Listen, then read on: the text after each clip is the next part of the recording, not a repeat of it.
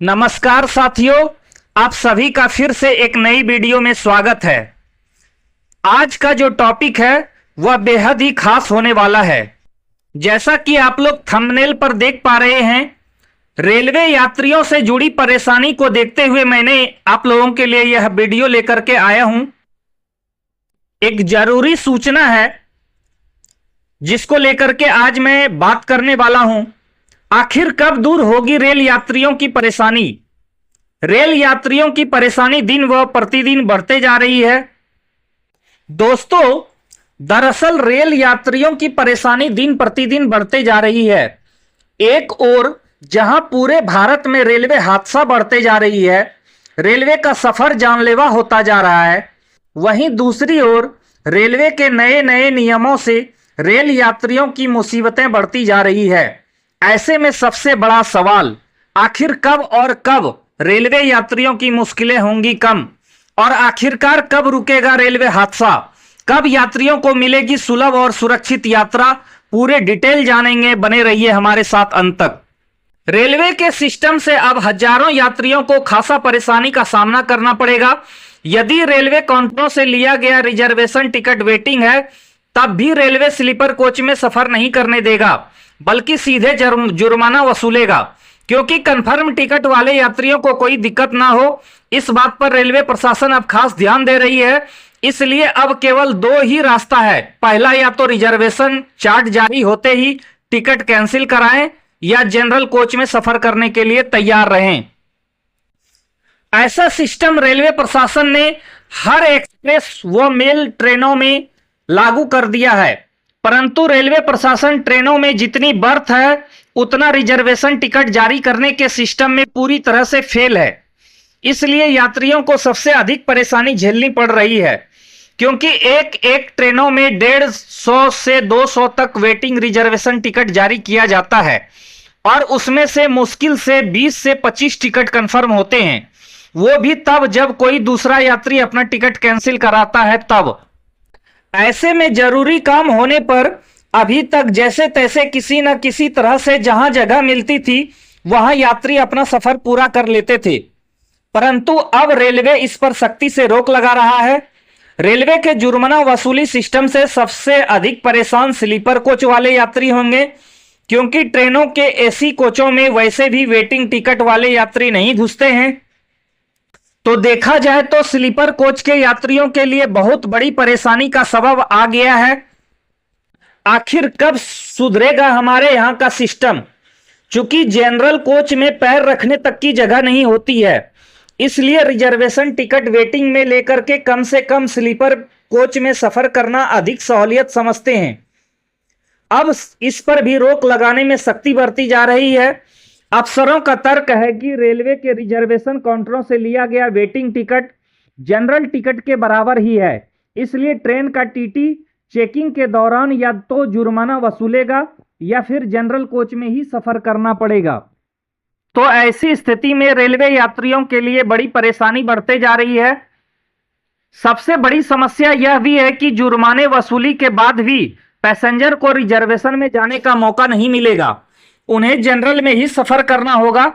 ऐसे में आखिर इमरजेंसी सफर की भी किसी को जरूरत होगी तो उन्हें हर हाल में जनरल में ही सफर करना होगा, और जनरल में भीड़ ऐसी होती है कि पैर रखने की जगह नहीं होती। आखिर कब तक चलेगा ऐसा? कब सुधरेगी स्थिति? कब होंगे रेलवे सुरक्षित? कब रेलवे यात्री अपने आप को सुरक्षित महसूस करेंगे? ट्रेन में सुरक्षित सफर को लेकर भी अब सवाल उठने लगे हैं। ट्रेन में यात्रा करने वाले लोग अपनी मंजिल तक सुरक्षित पहुंचेंगे या फिर नहीं? कहीं ट्रेन हादसे का शिकार तो नहीं हो जाएगी? ये चिंता आम जन को सताने लगी है, क्योंकि यात्रियों के लिए सुरक्षा कवच का वीडियो बनाने वाले मौजूदा रेल मंत्री के कार्यकाल में हर महीने में 2 पैसेंजर ट्रेन और 1 मालगाड़ी पटरी से उतर जा रही है। तो स्थिति इतनी भयावह है, अब आम आदमी पूछने लगा है, जिस टिकट का पर लिखा होता है हैप्पी जर्नी, रेलवे के द्वारा लिखा होता है, वाकई वो जनता की जर्नी हैप्पी चाहता भी है या नहीं? क्योंकि अब तक सिर्फ 2% रेल रूट पर ही कवच सिस्टम इंस्टॉल हो पाया है, जिससे दावा होता है कि ट्रेन को टक्कर से बचाया जा सके। यानी भारतीय रेलवे नेटवर्क के 97% से ज्यादा हिस्से में टक्कर सीधी सिस्टम अभी तक नहीं लगाया गया है।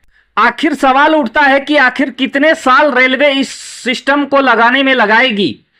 सिर्फ जुलाई महीने की ही बात करें तो 18 जुलाई को चंडीगढ़ डिब्रूगढ़ रेलवे हादसा हुआ था। इसमें 4 लोगों की मौत हुई थी और 31 लोग घायल हुए थे। 19 जुलाई को गुजरात के बालसाड में मालगाड़ी पटरी से उतरी थी। 20 जुलाई को यूपी के अमोहरा में मालगाड़ी के 12 डिब्बे पटरी से उतरे थे। 21 जुलाई को राजस्थान के अलवर में मालगाड़ी के 3 डब्बे पटरी से उतरे थे। सवाल यह उठता है कि आखिर कब टलेगा ये हादसा, कब रुकेगा। 21 जुलाई को ही पश्चिम बंगाल के रानाघाट में मालगाड़ी पटरी से उतरी थी। 26 जुलाई को उड़ीसा के भुवनेश्वर में मालगाड़ी पटरी से उतर गई थी। 29 जुलाई को बिहार के समस्तीपुर में बिहार संपर्क क्रांति के डिब्बे अलग हो गए थे और 30 जुलाई को झारखंड के चक्रधरपुर में हावड़ा से मुंबई जा रही यात्री ट्रेन पटरी से उतर गई। आखिर कब और कब रुकेगी ये रेलवे का हादसा? आखिर कब होगा सिस्टम में सुधार?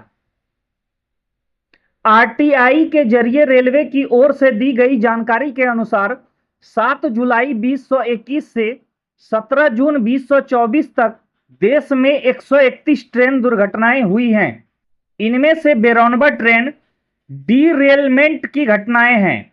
इन दुर्घटनाओं में 64 पैसेंजर ट्रेन और 28 मालगाड़ी शामिल हैं। पिछले 3 सालों में हर महीने 2 पैसेंजर ट्रेन और 1 मालगाड़ी डीरेल हुई है। आखिर कौन लेगी ये रिस्पॉन्सिबिलिटी?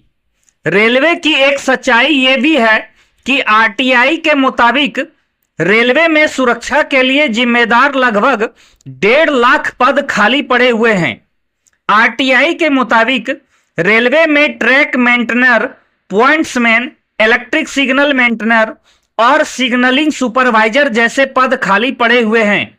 अधूरी सुरक्षा तैयारी से ट्रैक पर दौड़ती हुई ट्रेन पटरी से पलटती रहेंगी तो फिर आम आदमी को सुरक्षा की गारंटी कौन देगा? क्या आम आदमी की जिंदगी इतनी सस्ती है?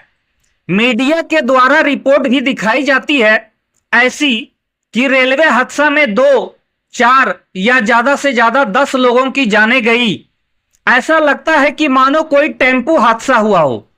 ऐसे में सबसे बड़ा सवाल, आखिर कब और कब तक सुधरेगी भारतीय रेलवे का ये सिस्टम?